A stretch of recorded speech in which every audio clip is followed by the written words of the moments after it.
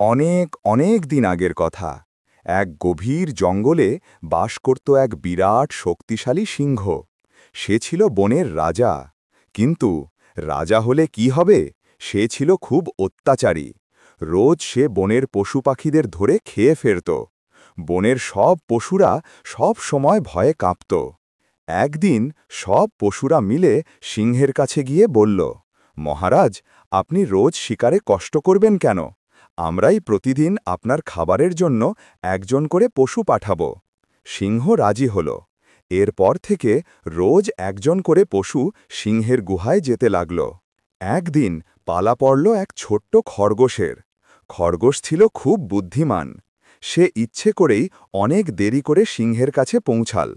ওদিকে ক্ষুধায় কাতর সিংহ তখন রেগে আগুন। সে গর্জন করে বলল, এত দেরি হলো কেন তোর? খরগোশ ভয়ে ভয়ে বলল, মহারাজ, বিশ্বাস করুন, দোষ আমার নয়। রাস্তায় আসার সময় আর একটা সিংহ আমাকে আটকে রেখেছিল। সে বলল, সেই নাকি এই বনের আসল রাজা। আমি অনেক কষ্টে তার হাত থেকে পালিয়ে আপনার কাছে এসেছি।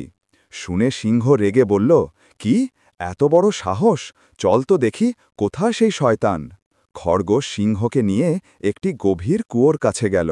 সে বলল, মহারাজ, ওই কুয়োর ভেতরেই ওই দুষ্টু সিংহটা লুকিয়ে আছে। বোকা সিংহ কুয়োর ভেতরে উঁকি দিল। পানিতে সে নিজেরই ছায়া দেখতে পেল। সে ভাবল, ওটাই বুঝি সেই অন্য সিংহ। রাগে সে যেই না গর্জন করল, কুয়োর ভেতর থেকেও পাল্টা গর্জন এলো।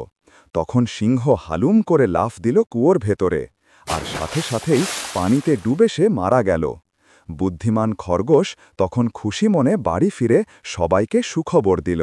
বন্ধুরা, এই গল্প থেকে আমরা শিখলাম, গায়ের জোরের চেয়ে বুদ্ধির জোর অনেক বেশি।